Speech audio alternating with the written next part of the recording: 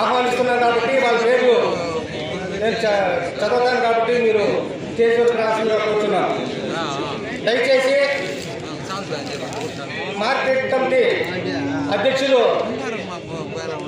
రాజన్న గారు స్టేజ్ మీద దగ్గర రావాల్సిందిగా కూర్చున్నాం. అదేవిధంగా ఆ మార్కెట్ కమిటీ డైరెక్టర్స్ కూడా రావాల్సిందిగా కూర్చున్నాం. తర్వాత ముఖ్యంగా మన 3 మండలాలు పెద్దపంజాని, గంగవరం, పలమనేరు ఈ 3 మండలాల్లో మనం అనుకున్నటువంటి ప్రమాణ స్వీకారానికి ఇచ్చేసిన అందరికీ తెలియజేస్తే ఏమన్నా ఈరోజు పెద్దపంజాని నుంచి జి ఆనంద్ గారు అధ్యక్షులుగా ఎన్నికైనారు కాబట్టి ఆయన స్టేజ్ దగ్గర రావాల్సిందిగా కోరుతున్నాం. అదేవిధంగా ప్రధాన కార్యదర్శి చలపతి గారు కావాల్సిందిగా కోరుతున్నాం. అదేవిధంగా క్లస్టర్ సుధాకర్ రెడ్డి గారు, మురహర్ రెడ్డి గారు స్టేజ్ రావాల్సిందిగా ఆహ్వానిస్తున్నాం. మనం గౌరవించుకోవాలంటే చప్పట్లు బాగా కొట్టాలి. అదేవిధంగా గంగవరం నుంచి గౌరవనీయులు సోమశేఖర్ గౌడ్ గారు, ప్రతాప్ కుమార్ రెడ్డి గారు, అదేవిధంగా ప్రసాద్ నాయుడు గారు, భాస్కర్ రెడ్డి గారు స్టేజ్ ఆహ్వానితులుగా కోరుతున్నాము. అదేవిధంగా పలమనేరు రూరల్ మండలం నుంచి గౌరవనీయులు నాగరాజు రెడ్డి గారు అధ్యక్షులుగా ఎన్నికయ్యారు కాబట్టి నాగరాజు రెడ్డి గారు, అదేవిధంగా గణేష్ గారు స్టేజ్ దగ్గర వచ్చి ఆహ్వానితులుగా కోరుతున్నాను. జి రామచంద్ర నాయుడు గారు రావాల్సిందిగా కోరుతున్నాను. మళ్ళీ సింగిల్ ముందు అధ్యక్షులు పెద్దపంజాని నుంచి శ్రీరాములు గారు రావాల్సిందిగా కోరుతున్నాను. అదేవిధంగా ప్రసాద్ నాయుడు గారు గంగవరం, వెంకటరెడ్డి గారు బైపల్లి, కె వెంకటరమణ పలమనేరు. తర్వాత సెలవు కార్యక్రమము ప్రమాణ స్వీకారం డిసిప్లిన్ మండలంలో ఈ 3 మండలాల నుంచి గ్రామ కమిటీ అధ్యక్షులు, అదేవిధంగా ఆ గ్రామ కమిటీ యొక్క సభ్యులు, మరి యూనిట్ ఇన్ఛార్జీలు, బూత్ కమిటీ కన్వీనర్లు అందరూ కూడా ఈరోజు ప్రమాణ స్వీకారం చేస్తాం కాబట్టి మీరు అందరూ కూడా ఒక విధి విధానాలతో ఉండాలా, ఏ విధంగా ప్రమాణ స్వీకారం చేయాలని కూడా మేము చెప్తాము. తర్వాత ఈ కార్యక్రమాన్ని మురళి గారు కూడా రావాల్సిందిగా కోరుతున్నాం. మురళి రండి.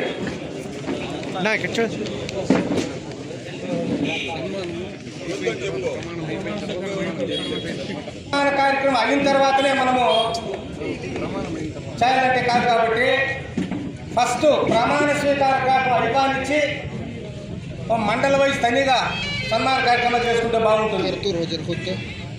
ఈ ప్రమాణ స్వీకారం చేయాలంటే దూరి మనం సన్మానం చేయాలంటే బాగుంటుంది కాబట్టి దాన్ని మీరు ఆలోచించుకుంటున్న కూర్చున్నాం.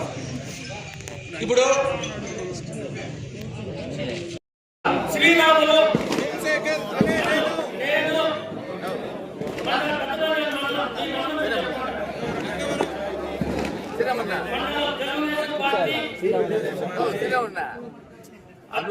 నువ్వు వాళ్ళు మేము పేర్లు చెప్తాం.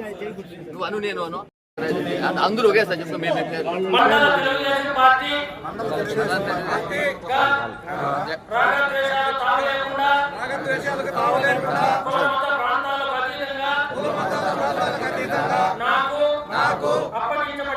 అప్పగించబడిన విధులను మనస వాచ కర్మణ సమర్థవంతంగా నిర్వహిస్తానని దైవ సాక్షిగా ప్రమాణం చేస్తున్నాను. తెలుగుదేశం పార్టీ కార్యకర్తల అభ్యున్నతికి వారి మనోభావాలకు అనుగుణంగా వారి అభివృద్ధి కోసం నా శాయశక్తులను వినియోగిస్తాను. తెలుగుదేశం పార్టీ ప్రతిష్టను పెంపొందిస్తూ నాపై ఒమ్ము చేయకుండా నిజాయితీగా పనిచేస్తానని దైవ సాక్షిగా ప్రమాణం చేస్తున్నాను.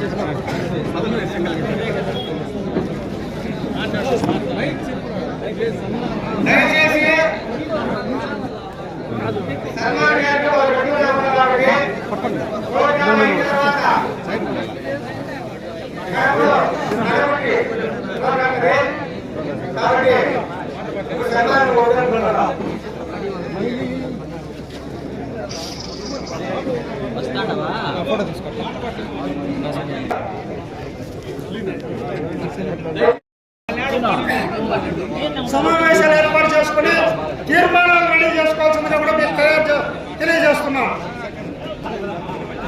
అందుకని మనము మండల సమావేశాలు ఏర్పాటు చేసుకుని ఒక తీర్మానాలు చేసి తీర్మానం ప్రకారం మనం పార్టీ అధిష్టానానికి పంపించవలసిందిగా మీకు అందరికీ తెలియజేస్తున్నాం. ఇప్పుడు కూడా మన కేంద్ర పార్టీ కార్యాలయం నుండి ఫోన్లు వస్తుంటాయి, మీరు మీకు అది ఉందా ఇది ఉందా జరుగుతూ ఉందని. మనము మొహమాటంతో అన్నీ జరుగుతూ ఉన్నట్లు మనం చెప్పేసుకుంటాం. అది మన తప్పిదం. ఎందుకు చెప్తే కానీ మనకు న్యాయం జరగదని మీకందరూ కూడా తెలియజేస్తున్నాం. ఈ చిన్న అవకాశం ఇచ్చిన మీకందరూ కూడా ధన్యవాదాలు తెలుపుకుంటున్నాను.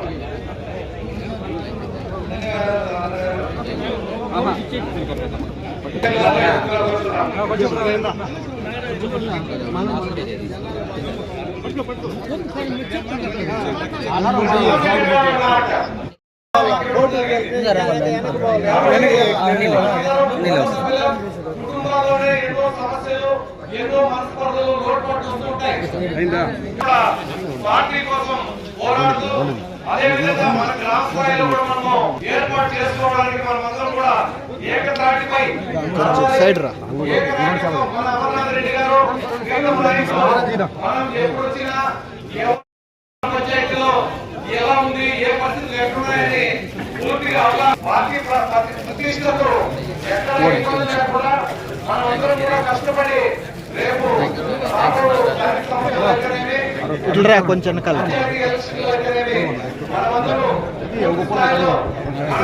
అదేవిధంగా సచివాలయ స్థాయిలో కూడా ఏం చెప్తే చేసే విధంగా కూడా అధిష్టానము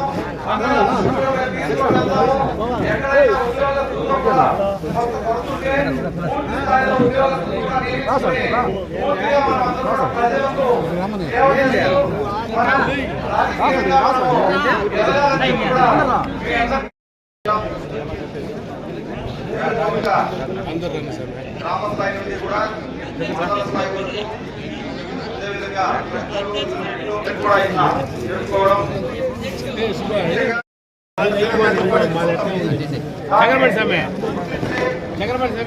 ప్రతి ఒక్కరికి కూడా పదవులు రాకపోవచ్చు. అందరూ కూడా కలిసికట్టుగా పదవులు రాని వాళ్ళు కూడా అవకాశం అనేది ఉంటుంది.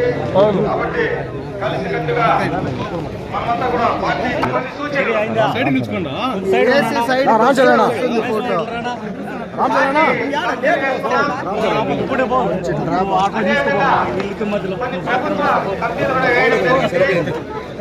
ప్రతి కార్యకర్త అమ్మగారికి తెలుసు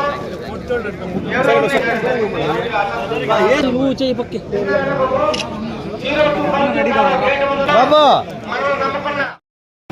ప్రజలకి సేవ చేయడానికి రా ఎత్తుకోరా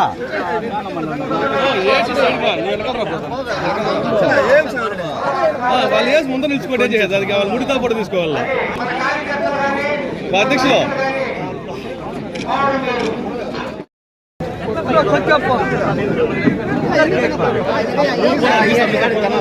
మళ్ళీ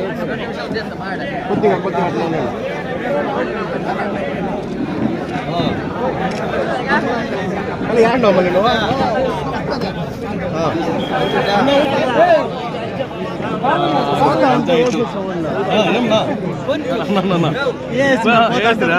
అదే రేషన్ వెళ్ళిపోతే సరిపోతుంది.